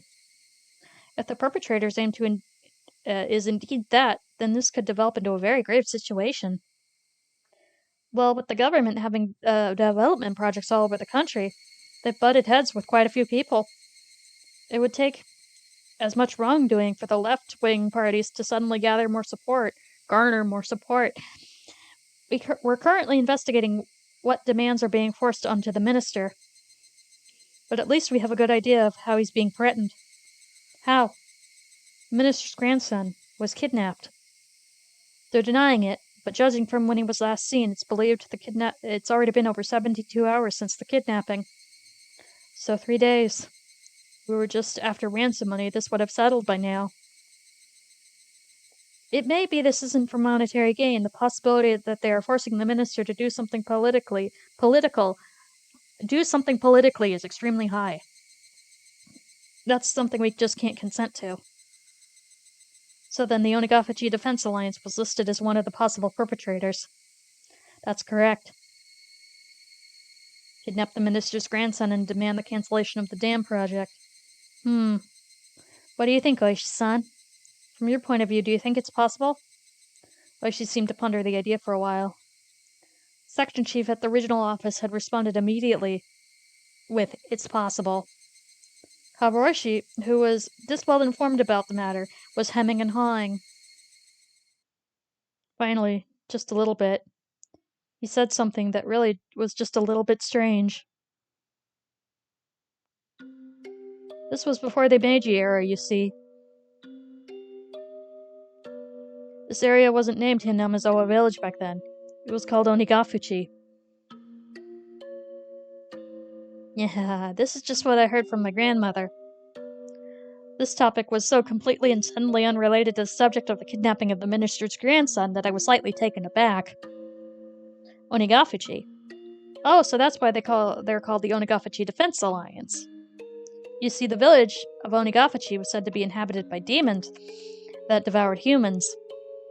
Even now, it's believed that the blood of those demons partially courses through the veins of the villagers. Demons that devour humans? Oishi-san, what are you saying? It's information. I got a lot from you just now. A little too much. In exchange, I'm giving you a little freebie. Oishi finally smiled, but it didn't seem like he was fooling around. Please continue. You see, these human-devouring demons, normally they were revered as Taoist transcendents and lived tucked away from the rest of the world. But they ate people after all, so apparently they'd go into villages in the foothills and regularly abduct their prey. We used to call that being demoned away, or onikakushi, also known as the name of the first arc. Demoned away. It was the first time I'd heard such a particular phrase. However, it felt something strangely ominous from this horrifying tale of demons abducting people in order to eat them. Look, you know how there's a common phrase, spirited away? When people suddenly go missing one day, they call it that. When it's the same thing happened around here, it's called being demoned away. How does that old tale relate to the matter at hand? Oh no, there's no direct relationship. I'm just making some small talk here. It's just... Ka-chump, ka-chump. The car shook. At some point, the gravel road had changed to a paved one. It's just what? That around here, phrases like demoned away is somewhat of a code for disappearances and kidnapping. I just thought I'd mention that. I don't know if this has anything to do with the kidnapping of the minister's grandson. Well, there's no deep meaning behind it. It's just there's a little bit of history. Onikakushi, human-eating demons coming down to the foothills and abducting their prey. Then, in order to cancel the dam project that threatened to submerge the village they lived in, did they demon away the minister's grandson? Then had they already made an example out of the minister's grandson and eaten him alive? Oishi, you're scaring the rookie! Ha ha ha ha. It's a bit of an interesting old tale, isn't it? If you set foot in the demon's village without reason, you'll promptly be captured and eaten alive. So don't go near Onigafuchi. Kids these days wouldn't have these superstitions, would they? Even amongst the older folk in Okinomiya born in the Meiji era, there's quite a few who wouldn't heed these warnings. Hinamizawa village was feared by the people in the area. I recalled the piece of information I had heard from the Prefectural Public Safety Division. In any case, we're in the boonies out here. It's kind of expected that there'd be some superstitions around. Yeah, ha ha ha. Somebody from Tokyo like you, Akasaka, probably couldn't even begin to imagine it, could you? The man-eating demons is the price for violating the sanctity of the village. They kidnapped the minister's grandson and swallowed him whole. Om nom nom indeed. That ludicrous idea flew through my head. It's so absurd, I was half disgusted with myself. She was just teasing me. Or was he? Stupid. It was all really so stupid. Come to think of it, by then, I may have already been seized by the curse of that dubious village. For me to realize that would take a little more time. Are we done with the chapter? That was surprisingly long.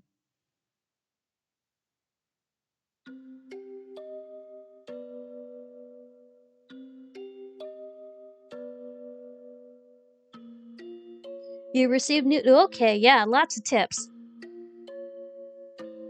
So... Yep, traveling, so we'll save. And go through the tips. Save again. Yeah, and that was just chapter 1, wow.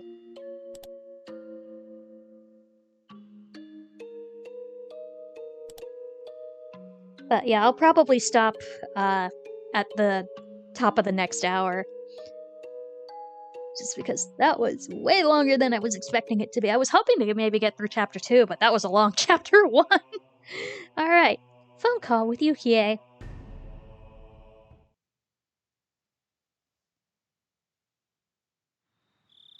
Oh, really? It's tough when it's such a sudden assignment. Please be careful. Where are you headed? You're already there? Whenever I headed out on assignment, she would ask where. Not just Yukie, but anybody would have to ask the same questions. It was a cold place, but so she urged me to pack a thick jacket. If it was fair, she'd warn me to be careful on the drive over, or if it was far.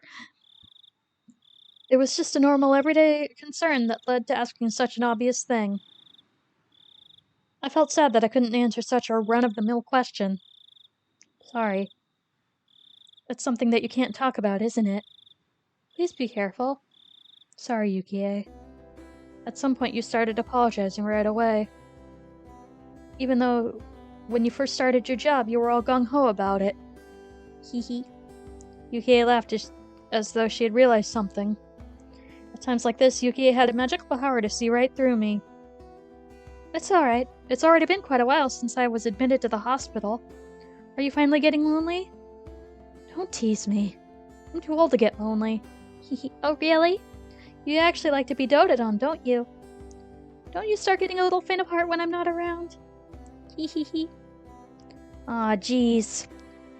I can see the little devil horn sprouting from your head right now. You've always been like this. You can't hide it. You can't hide it. If I don't play with you, you get all lonely. I can hear your tail wagging over the phone. Hee. This side of Yukie wasn't something you could guess existed from seeing our usual modest behavior, and it was something that she didn't show to anybody else but me. Normally I'd poke her to hide my embarrassment and bring an end to the conversation, but I couldn't do that over the phone. Of course Yukie was clever. She was teasing me because of that. Hee. I wonder when I figured out that giving you grief was this much fun. Give me a break. In any case, it's good to hear you so lively. I know, right? Did I cheer you up? I'd call Yukie to keep her from feeling lonely when she was by herself in the hospital room. Of course, there was nothing more than a pretense that I, being shy, had come up with. It seemed that Yukie had long since seen through the act. Yeah, please phone again. When I'm not feeling up to it, I'll get my father to talk with you. Although if you're talking with my father, I get the feeling that you'd be standing to attention on the other side of the line. For a while longer, Yukie kept teasing me without letting me end the call. Good. They have a cute relationship. A record of opening remarks.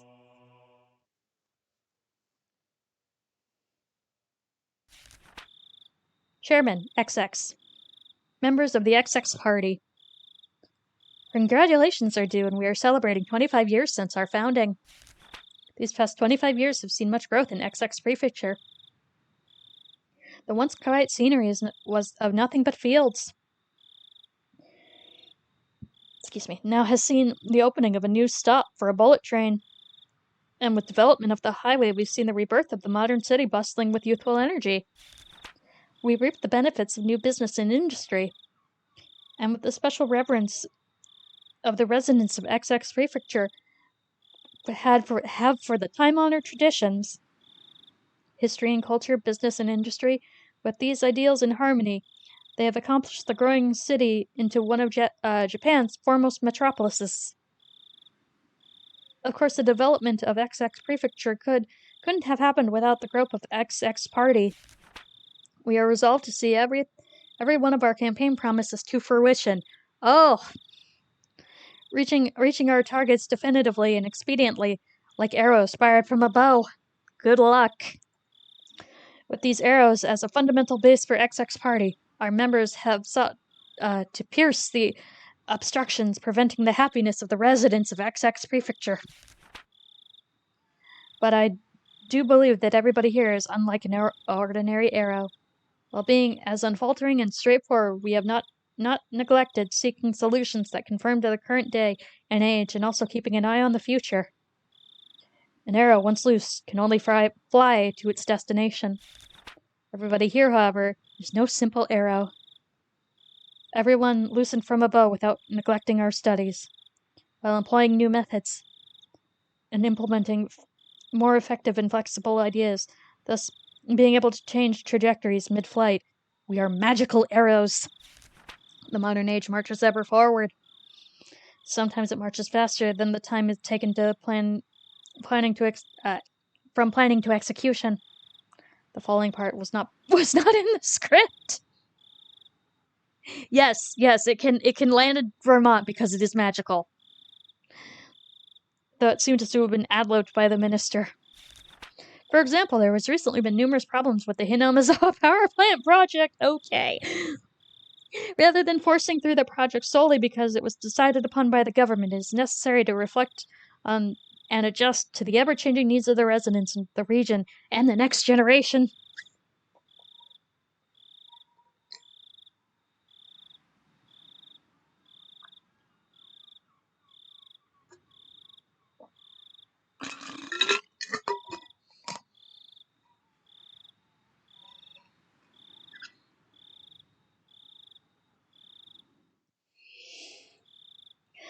Protests by the local residents that surround the Hinamizawa Dam. These are also the will of the people of XX Prefecture. If you feel that there is no need to listen because the project has already been finalized, then you do nothing more than shed a poor light in Japan's post-war democracy. Thank you, Edie. I just took the sip, but I will do the rest of the check.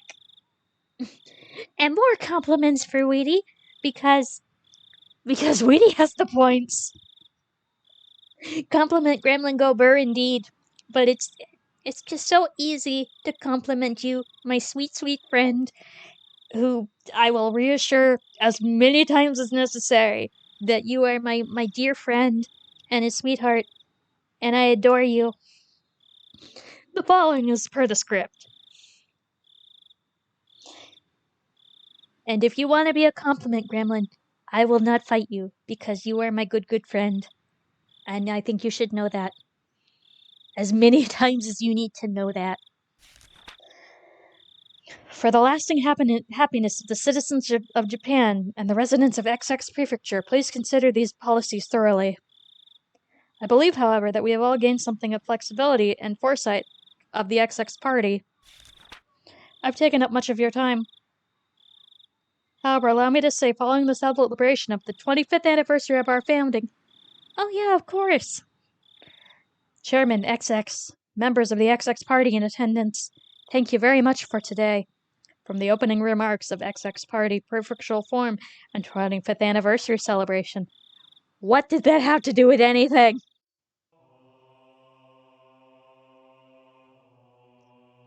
Gears and fire and the taste of honey. Oh, this looks...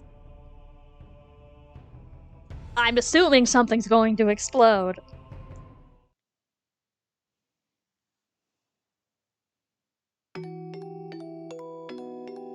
The world is filled with people blessed with relationships. Oh, what is this? Of course, that doesn't mean everyone is connected to each other. It's obvious that on the other side of the planet there are people laughing and crying who can't possibly have any effect on you. However, in an extremely limited community of the neighborhood, that sort of connection is just a matter of fact. It's quite possible that a single remarkable event could have a mass consequences inside of a small community.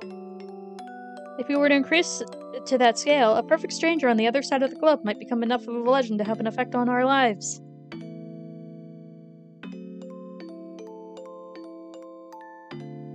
It was Megaman the whole time! Yes. Well, it's not always that way. Like I said at the beginning, links between people basically aren't that relevant in the grand scheme of things, unless they become that way. Whether some household nearby is having a steak or croquettes doesn't matter to me. When I put on my shoes, it doesn't matter to anybody whether I put on the right one first or the left. This much the average person can understand. But actually, in reality, this is the truth. The bonds between people are quite well defined. It's not just a matter of distance, of being far or near. For example, let's say person A's action have some effect on me. Even then, person B's actions would have absolutely no consequences on my life. The reverse also holds true. Just because my actions affect person A doesn't always mean they'll affect person B as well. Let's put it bluntly. If the bonds between people are like gears in a machine, gears that represent me mesh with some people, but are isolated from others. There are some who would try to argue against this. Those people would bring up the example of gears in a clock. Each gear indeed only directly meshes with one or two others. However, if you rotate one gear to the next one, the one next to it is moved, which connects to the one next to it, the next, in the end, all the gears are moving. There is logic behind this. It's more than enough to convince the average person. Why is this argument convincing? The answer is simple. The relationship between people are ambiguous and can only be described conceptually. How the gears are connected and how their movements are chained together can't be used as a fundamental explanation, so it throws a wet blanket on that argument. What is going on right now? So for some people who like that explanation, I'll use the example of a clock again to refute it. First of all, to say that this world is a singular clock would be wrong. That is, there isn't only one clock. There exist many clocks in this world, each counting their own time.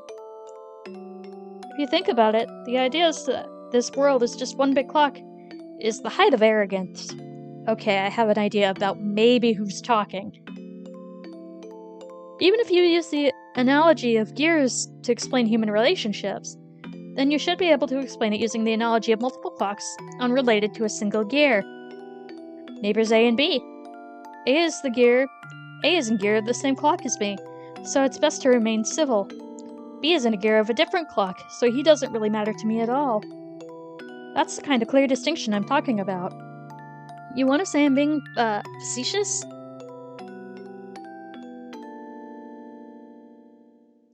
Or facetious? Facetious, I think. Then let's change the analogy to something more familiar so you can understand. You probably heard the phrase, a fire in the opposite shore, sometime in your life, no? I actually never heard that phrase. For example, if your neighbor's house was on fire, you'd probably try to help put it out, wouldn't you? It'd be awful if the fire spread and burned down your own house, after all. But what if the fire was in a town on the opposite side of a river? Would you still go out of your way to help? You wouldn't, would you? Even though it would be the wrong thing to do, there's no way the fire could spread to your own house. Even if it turned into a huge conflagration, there's no relation between the house that will spread the fire and yours and those that won't. With this basic example, you should be able to see the difference between the gears that are and aren't related to your own. Having said that, there's still a lot to think about, even without a river to divide it. After all, it's not a spatial problem. It's more like being on the other side of a river, isn't it? Okay, I have some theories that was either Takano talking or a new character we haven't met yet that should appear in this arc. The chick in the trunk. This can only go well.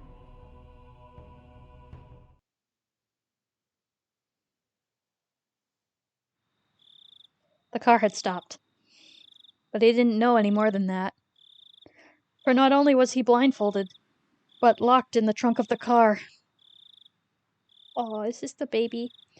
How could people become this powerless just by being robbed of their sight? He absolutely wouldn't have known this without experiencing it firsthand.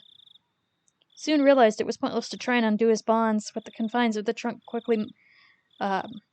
quickly making him lightheaded. He had no choice but to let this mild torture dull his senses. That's why when the car stopped, and the unpleasant vibration ceased as the engine was killed, couldn't help but delude himself that he was being set free, even though nothing had been resolved in reality. Of course, he was soon removed from that delusion. He strained his ears when he heard one of the men who had abducted him, and one of the older men was hearing for the first time strike up a conversation. Oh, poor kiddo. Nice to see you. The chick is in the trunk. Oh, chick, as in baby chicken. He struggled so much that he's probably exhausted right now. But there's not a mark on him, just as ordered. Oh, must have been a handful. The trunk opened, letting in a blast of fresh, cool air. Even though, up until now, he had been thinking about getting out of that stuffy trunk, when it was actually opened, he suddenly became uneasy. Even though he wished that the lid of the trunk would once again close, separating him from them. Suddenly somebody stroked his head. Of course, since he was blindfolded, he couldn't tell if the hand was petting him, or simply evaluating how easy it would be to remove his scalp. Unable to tell the difference, he could only freeze as he imagined the worst-case scenario. Poor little bugger. He's shaken. Yes. Good. Perfect. Alolan Vulpix makes everything better. Just stay calm for a little bit. The older man said that kindly as he gently stroked the boy's head. This must be real tough for you. But you see, your Gramps is a nice man. He'll help you soon enough. Having heard nothing but the average standard dialect his whole life, the older man's distinct intonation left a deep impression on the boy. But he had no idea what he was saying. For your Gramps to register, meaning your grandfather, took a while to process, because he's probably 6? Eventually, the hand that was stroking his head loosened the blindfold. Can't keep his eyes covered. If he splits his face open, it'd be bad. With that, you might as well take off the gag. He can't breathe like that. There'll be trouble if he yells. Leave him to us. Geez, you guys don't know how to treat somebody. The man finally said no rough stuff. The main family said no rough stuff. You better remember that well. Yeah, he won't do anything stupid. As long as the kid cooperates, that is. Alright. So we have. That's either the Kimiyoshi family or the Sonozaki family. It actually, I'm thinking it might be the Kimiyoshi family. Yeah, we won't do anything stupid, as long as the kid cooperates, that is. The man's hand prodded roughly and repeatedly at the boy's head. A rugged hand, unlike the affectionate one that had been stroking his head before. Just stay cooperative. If you struggle, there's no guarantee what will happen. That cliched threat was literally beaten into his head.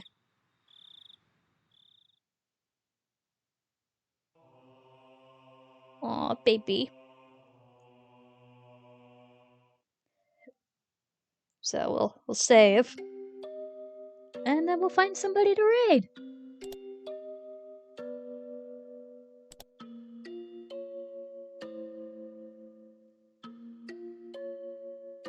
Thank you all for joining me. It's nice to actually be towards the end of one of the major blocks. Even though we just started, but it's like, I'm on the final chapter of the question arcs, hooray! And we can start doing the answer arcs. Compliments for Zerk before we go, of course. I adore you. I think you're really great, and I just thank you for always taking the time to chat with me and wish me good days and just all that other really nice stuff. I always look forward to talking with you. You send the best cat videos. Um, it's just, yeah, thank you for being my friend. I really appreciate the interactions.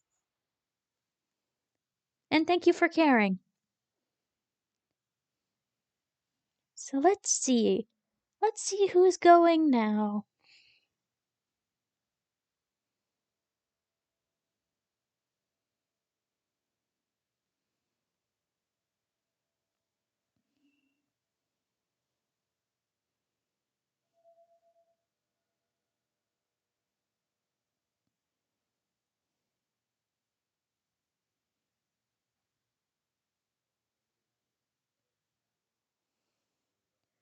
Let's see. Do we want to do Slime Rancher, God of War Ragnarok, Monster Hunter World, Christmas Otome, or Terraria? Those are our options today.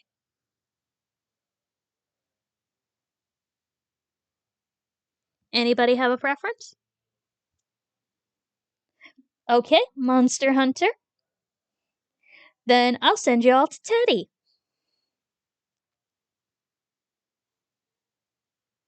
So we'll do spooky story time raid.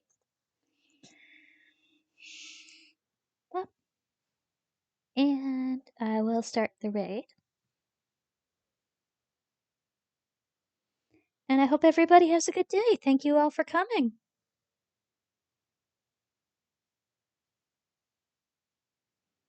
All right. Bye, everybody.